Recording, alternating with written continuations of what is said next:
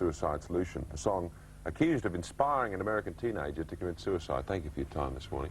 You're holidaying in Australia. Yeah, for 6 weeks. Right. Well, the situation of finding a 19-year-old young man with his headphones on, listening to the album with the song that you wrote, Suicide Solution, with the .22 bullet that he just put into his head. Yeah. Do you feel any guilt? No, not at all, because the song wasn't advising anybody to commit suicide, although the word suicide was in the title.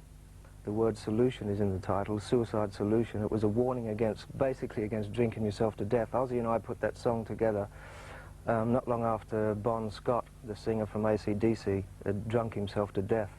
And also, I just started working with Ozzy.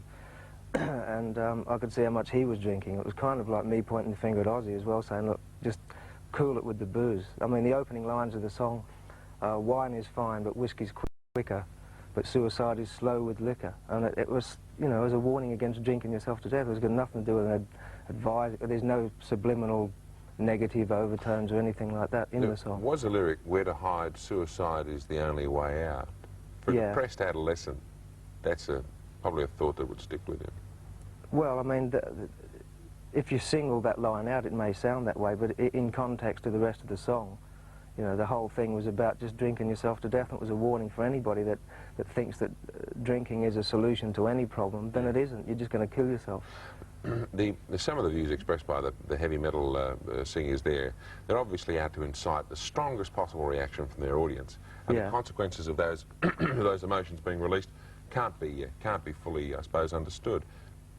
Do you understand if you like, the damaging side of releasing those negative emotions? Well, yeah, I mean, other bands do that, and sometimes purposely, just for sensationalism.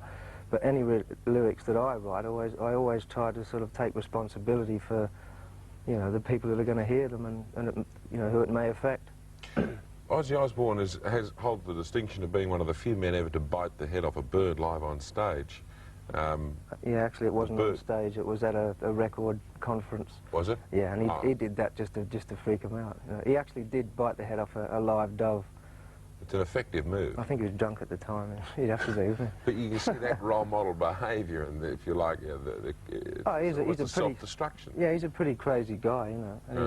And he does influence a lot of the young kids. But I mean, if anybody's going to point the finger at anybody, I think the parents should look at themselves in the mirror and go, hey, where did we go wrong? Because that kid was obviously very disturbed to do something like that in the first place. Yeah. You know, what do? You sort of write warning on the album or something. After you listen to this album, try not to go out and kill yourself or anybody else.